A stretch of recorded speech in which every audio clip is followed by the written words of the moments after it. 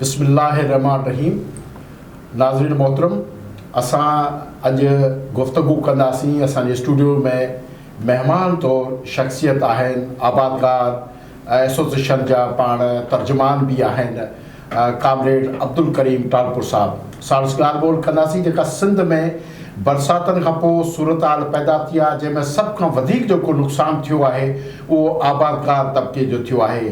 उन हवाले सां हुकूमत तरफ़ां जेके रिलीफ जा ऐलान कया पिया वञनि या पैकेजिस जा ऐलान कया पिया वञनि या आबादकारनि जे सुख ऐं सहूलियत लाइ जेके गवर्नमेंट जे तरफ़ां ऐलान थियनि पिया, छा उहे वाक़ई उन ते अमल थी रहियो आहे या उहो ऐलान ई आहिनि? छाकाणि त आबादकारनि खे तमामु घणा हिकिड़ा ख़दशा आहिनि, शिकायतूं आहिनि ऐं सिंध हुकूमत जी उन कारकर्दगी खां उहो किथे बि असांखे मुतमइन नज़र न अची रहिया आहिनि। अस्सलाम वालेकुम। वालेकुम सलाम। साईं, जेको सिंध हुकूमत जे तरफ़ां हाणे आबादकारनि खे मुफ़्त में ॿिज ॾियण जो हिकिड़ो ऐलान कयो वियो आहे, जेको सूबाई वज़ीर मंज़ूर हुसैन वसाण जे तरफ़ां इन क़िस्म जो हिकिड़ो ऐलान अनाउंस उनखां करायो वियो आहे, त छा था सम्झो त इन मां तव्हां आबादकार मुतमइन आहियो, इन ते अमल थींदे अव्हांखे नज़र अची रहियो आहे? सिंध गवर्नमेंट जेको ऐलान कयो आहे त सिंध में ॿिज जेको आहे हारनि खे ज़मींदारनि खे मुहैया कयो वञे, उहो तक़रीबन उन में वफ़ाक़ी हुकूमत जो 8 अरब 7 करोड़ रुपया ऐं सूबाई हुकूमत जो 4 अरब 7 करोड़ रुपया जेको कंट्रीब्यूशन आहे, उन में तक़रीबन जेको आहे हिननि 24,50,050 kg जा कट्टा जेके आहिनि से सिंध हुकूमत खे आबादकारनि खे मुश्तरक वफ़ाक़ सूबाई जे मुश्तरक सहकार सां जेको आबादकारनि खे फ़राहम कनि था, जंहिंजी तारीख़ हिन मुक़ररु कई आहे 1 नवंबर खां 15 नवंबर ताईं, जंहिंमें आबादगार जा नुमाइंदा Sindh chamber of agriculture, Sindh आबादगार बोर्ड ऐं जेके आबादगार तंज़ीमूं ऐं हुकूमत जा नुमाइंदा इहे गॾिजी जेको आहे जेके मुस्तहिक़ आबादगार आहिनि उन्हनि में विरहाईंदा, जेका अॼु जी पेशरफ़्त आहे। 50 kg जा जेके कटा आहिनि, इहो आउं सम्झां थो कोई 24 लख एकड़ ज़मीन थींदी, उन्हनि लाइ इहो थींदो।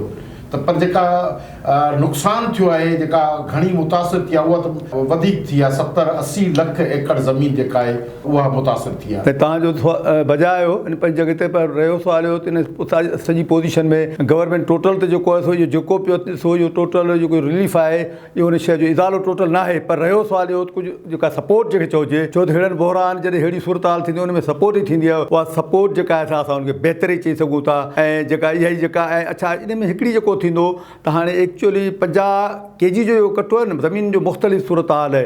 हाणे असां पंहिंजो जो जॾहिं ॿिज ॾींदा आहियूं 1.5 मण पौणा 2 मण ताईं बि मुख़्तलिफ़ इलाइक़नि में छटियो वेंदो, छो ज़मीनूं हिकिड़ियूं नरम हूंदियूं आहिनि, हिकिड़ियूं कलाचियूं हूंदियूं आहिनि, हिकिड़ियूं कोरियूं ज़मीनूं हूंदियूं आहिनि, त पोइ हर ज़मीन जो ऐं ग्रोथ जो पंहिंजो हूंदो आहे, मौसम बि हूंदी आहे, जेकॾहिं सर्दी थी वधी वई त फोटाड़ो घटि थींदो आहे। इन करे बहरहाल इहो साॻियूं ॿिज जेकॾहिं इहो चवंदो जेकॾहिं 4 एकड़नि वारे खे 5 कट्टा मुहैया कया वेंदा त उहो ॿिज हुनजे लाइ वधीक जेको ज़मीन खे सही माना ॿिज जेको आहे सो मिलंदो ऐं जेतिरो चवंदा आहिनि तर ओतिरो बर ओतिरो वधीक जेको आहे सो पैदावार थींदी ऐं सही माना में ॿिज जेको आहे फसलुनि ताईं पुॼी सघंदो। हिन वक़्त ताईं हुननि सिर्फ़ु इहो ॿिज लिखियो आहे, पर हाणे हिन में वाज़ह न आहे त उहो कणिक जो ॿिज आहे या ॿिया अनाज आहिनि, इहो अञा सूरत हाल का वाज़ह न आहे हिन में। न सर, वाज़ह कणिक जो ई ॿिज आहे, ॿिया सीड जा कोन्हनि। उन्हनि खां पोइ हिननि खे मुख़्तलिफ़ जीअं जेको आहे सोयाबीन जो ॿिज आहिनि या ॿिया आहिनि या तूरे जा ॿिज आहिनि मुख़्तलिफ़। हा उन्हनि जा हिननि खे ॾियणु खपनि, पर वॾे पैमाने ते जेको असांजी मुल्क जी जेको आहे सो ज़राअत जो ऐं ख़ासि करे जेको चेट कणिक जेको आहे सो ख़ुराक जे हवाले सां वॾे में वॾो उनजो हिसो आहे, उन में हिननि जेका आहे सपोर्ट कई आहे ऐं बाक़ी ॿियनि शयुनि में न आहे के, पर उहा बि हिननि खे जेके सीड आयल सीड आहिनि, जेके सोयाबीन तव्हांखे सूरजमुखी चयो या ॿिया बि जेके आहिनि सीड, उहे सरे ऐं ॼांबू तूरियो उनजो ॿिज बि हिननि खे हिकिड़ी तइदाद में उहो बि आबादकारनि खे मुहैया कयो वञे। अच्छा, जेको तरीक़ेकार रखियो वियो आहे जंहिंमें कमेटी ठाही वई आहे त आबादकार जो बि नुमाइंदो ईंदो, रेवेन्यू जा बि हूंदा ऐं ईअं मुख़्तलिफ़ हुननि ऐं एग्रीकल्चर खाते जो उहो माण्हू बि हूंदो, त इहे इन मां तव्हां मुतमइन केतिरे हद ताईं आहियो?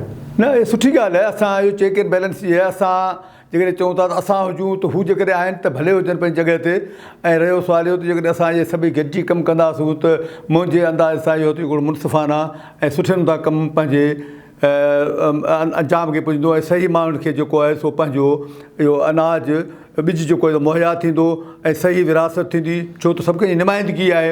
हाणे असां ते बि डिपेंड करे थो त असीं आया पोयां फील्ड जे हवाले सां पाण केतिरा मुख़लिस आहियूं, पाण माण्हुनि सां केतिरे क़दुरु असां जेके बि माण्हू वधि में वधि मुतासिर थिया आहिनि। ॾिसो न हीउ ॿिज त मिलियो आहे, हिते ज़मीन हेतिरी ज़मीन लाइ मिलियो आहे, हेतिरनि माण्हुनि मिलियो, पर इहो आहे त असीं वरी ॾिसूं त हिकिड़ो उहे माण्हू आहिनि जेके वरी बि ॿिज वठी सघनि था, हिकिड़ा उहे माण्हू जेके वीचारा ख़रीद सफ़ा नथा करे सघनि। त हीउ ॿिज जेकॾहिं वधि में वधि उन्हनि माण्हुनि खे मुहैया थींदो त उहा वधीक जेका आहे सा शइ सुठे हिकिड़े खाने में वेंदी ऐं उन में सभिनी जे लाइ सुठा ई थींदी। जेके बि इन में हथ हूंदा विराइण वारा, ॾियण वारा, वठण वारा, उन्हनि जा हिकिड़ा जेको आहे हिकिड़ो सुवाल ज़रूरु उभिरे थो हिन सॼी सूरत हाल में। इहा ई ॿोॾि आई, बरसाति आई, टेंट आया, दुनिया पूरी में इमदाद आयो, कागज़नि में ॾिठोसीं जहाज़ भरियल आया, पर को बि अहिड़ो हथु नज़र न आयो सरकारी ऑफिसरनि जेको मुलाज़िमनि खे ॾे। माण्हू दाहूं कंदा रहिया, कैंपुनि ताईं उन्हनि खे इमदाद न मिली। त छा हीउ जेको ॿिज बि वठनि पिया उहो ॿिज माण्हुनि ताईं मिलंदो, पहुचंदो? इन शइ खे तव्हां कीअं था ॾिसो? हा, बिल्कुलु तव्हांजो सुवाल दुरुस्त आहे ऐं इन ॻाल्हि जो आउं बि तव्हां सां इन ॻाल्हि ते मुतफ़िक़ आहियां। तंहिंजे करे हीअ रड़ियूं दाहूं करे असां जेका हीअ कमेटी में तश्कील ॾिनी वई आहे जंहिंमें आबादगार जा नुमाइंदा आहिनि। बाक़ी हिन खां पहिरीं जेको बि आहे, तव्हां टेंट जे हवाले सां चओ, तव्हां राशन जे हवाले सां चओ, बिल्कुलु माण्हुनि खे जेके गवर्नमेंट जे मुक़ाबले में जेके NGOs ऐं प्राइवेट ॿिया माण्हू जेके मुख़ैर हज़रात आहिनि उन्हनि वधीक मदद कई आहे। बाक़ी हिननि जी ज़ाहिर उहा नज़र कान पई अचे एतिरी जेका शो ऑफ थी आहे या जेतिरी मिली आहे ऐं जेका माण्हुनि खे मिलणु खपे। सवाइ चंद मख़सूस इलाइक़नि जे सराउंडर में तव्हां ॾिसंदो या किथे ॾिसंदो उहे बि जेके माण्हू आहिनि जूं गाॾियूं डोड़नि पियूं, हलनि पियूं, पर असुल में जेको उन माण्हुनि ताईं इमदाद कान पहुती। आउं चवंदो जेकॾहिं इहे रिलीफ वारा इदारा जेके आहिनि, मुख़ैर इदारा जेकॾहिं न हुजनि हा त शायदि जेके हींअर वबाई बीमारियूं आहिनि उहे त पंहिंजी जॻह ते आहिनि, उन्हनि जे करे अमवात थियनि था, पर बुख विघे बि काफ़ी माण्हू जेके अमवात जो शिकार थियनि हा। उहे आबादगारनि जा सिर्फ़ु फ़सुल तबाह नथा थियनि, पर उन्हनि सां गॾोगॾु हुननि वटि तमामु वॾे तइदाद में लाइव स्टॉक बि हूंदो आहे। त सिंध गवर्नमेंट जी हिकिड़ी दावा आहे त लाइव स्टॉक जे हवाले सां असां तमामु बहितरीनु कमु कयूं पिया, सर्विसिस ॾियूं पिया, ख़िदमतूं आहिनि, फील्ड में माण्हू आहिनि, गाॾियूं आहिनि, ऑफिसर आहिनि, हिकिड़ी तमामु वॾी कारकर्दगी जेका कागज़नि में त असांखे नज़र अचे थी। अमली तौर ते फील्ड में तव्हां माण्हू ॻोठनि में बि रहो था, तव्हांजा तालुकात बि आहिनि, उते हक़ीक़त में उन शइ जी छा नतीजो आहे?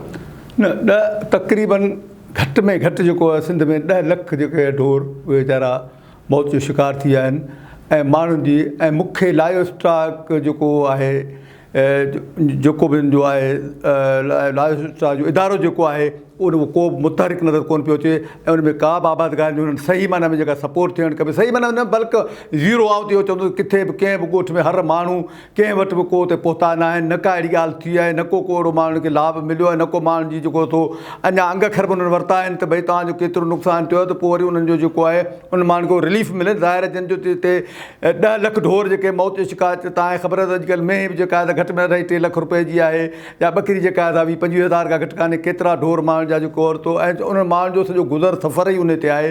उन्हनि माण्हुनि जी जेकॾहिं सही माना में मदद न कई वई त उहे माण्हू वीचारा उन्हनि जो छा सॼो रोज़गार उन ते उनजे सर्वाइवल जो सुवालु आहे, उहे माण्हू पंहिंजो गुज़र न करे सघंदा, उहे माण्हू वधीक तकलीफ़ में थींदा ऐं उहे माण्हू तकलीफ़ में आहिनि। उन्हनि माण्हुनि जो बिल्कुलु असां लाइव स्टॉक जेको आहे इदारो जेको गवर्नमेंट सिंध जो उनखे असीं बिल्कुलु चवंदा उहो जेको करंट पोज़ीशन में ग़ैर मुतहरिक आहे उनखे मुतहरिक थियणु खपे ऐं आबादगारनि खे सही माना में जेको आबादगारनि जा राइट्स आहिनि ऐं जेको आबादगारनि जो नुक़सानु थियो आहे ऐं उहे फील्ड में वञनि। हिकिड़ी ॻाल्हि इहा त हिकु पासे सिंध हुकूमत खे तमामु घणी हमदर्दी आहे, अव्हांजे ॿिज वग़ैरह उन में उन्हनि चयो त मदद कंदा आहिनि। ॿी ॻाल्हि, शुगर मिलूं अञा ताईं न खुलियूं आहिनि, का डेट फिक्स न थी आहे ऐं हर भेरे आबादगार एहतिजाज कंदा आहिनि, मुतालबो कंदा आहिनि सरकारी रेट हीअ मुक़ररु कयो वञे। इन क़िस्म जी हिकिड़ी रिहर्सल तकलीफ़ त मरहले में आबादगारनि खे गुज़रणो पए थो। त हीअ ॿितरफ़ी जेका हुकूमती पॉलिसी इनखे तव्हां कीअं था सम्झो? हा, न बिल्कुलु इन में इहो ई आहे त मिल वारा हमेशह मिलण वारा चाहींदा इहो आहिनि त टाइम जेको गेन कयूं, असां टाइम थोरो कयूं। हाणे जीअं असां वटि पहिरीं जेको कमनि जी एक्चुअली 15 अक्टूबर खां मिलूं हली वेंदियूं हुयूं, 15 अक्टूबर ते मिली हली ऐं मार्च या एंड या अप्रैल में त मिलूं घटि वधि हूंदियूं हुयूं, पर बहरहाल में कम जेको पंहिंजो जेको थो कटाई ख़तमु थी वेंदी ऐं मिलूं। हाणे हिननि जी पोज़ीशन इहा आहे त असीं टाइम खे अॻिते खणी वञूं त ज़मीदार मजबूर थिए, कम ते जेको बि नुक़सानु डैमेज बि थियो आहे ऐं ज़मीदार मजबूर थिए असांखे ओणे पोणे रेट ते ॾिए। अच्छा, उन सां छा थो जेकॾहिं हिननि जी कोशिशि इहा हूंदी त असीं डिसंबर में मिलूं हलायूं ऐं डिसंबर सां मिलण हलण सां छा थींदो आहे त जॾहिं उतर लॻंदो आहे त हर माण्हू खे वादे आहे त कमंद जेको आहे सो पंहिंजो वज़न घटाए वेंदो आहे। कमंद वज़न घटाए वेंदो, उन सां छा थींदो, खंडु वधीक पैदा थींदी आहे, आबादकार जो वज़न जेको आहे, जेको रस उहो घटिजी वेंदो, छोकिरो सनतकार खे फ़ाइदो, छो त कमंद में पको थींदो त उन में खंडु वधीक पैदावार थींदी ऐं आबादकार खे वेट घटि मिलंदो। ऐं बिल्कुलु हुनजी इहा पॉलिसी आहे ऐं इहो जेको आहे हिकिड़े क़िस्म जो अणसिधी तरह आबादकार जो इस्तेसाल आहे। हिननि खे इमीडिएट कहिड़ी बि सूरत में 1 नवंबर ते मिलूं हलाइणु खपनि, पर जेके नज़र कोन पियो अचनि उहो इन जे करे जो हेसि ताईं चिमनियूं ॿरी वञनि हा। कंहिं बि शुगर मिल जी चिमनी नाहे ॿरी। अॼु पाण जंहिं तारीख़ ते वेठा आहियूं 24 तारीख़ आहे ऐं सुभाणे 25 तारीख़ हिननि जो कैन जो इजलास आहे मिनिस्टर जी ज़ेर निगरानी ऐं सेक्रेटरी कैन कमिश्नर आबादकार उनजा नुमाइंदा सभु वेंदा। उन खां पोइ रेट बि मुक़ररु थींदी, डेट बि मुक़ररु थींदी। पर हाणे इहा रेट ऐं डेट बि ख़ुदा करे मुक़ररु थिए, पर इहा जेका आहे 1 नवंबर ते थियणु खपे ऐं 400 रुपया मण आबादकार खे रेट मिलणु खपे। ऐं मिलूं जेकॾहिं टाइम सां हलंदियूं त आबादकारनि जो को नफ़ो बि थींदो, आबादकारनि खे लाभ छा, मक़सदु इहो त उनखे पंहिंजी मज़दूरी मिलंदी।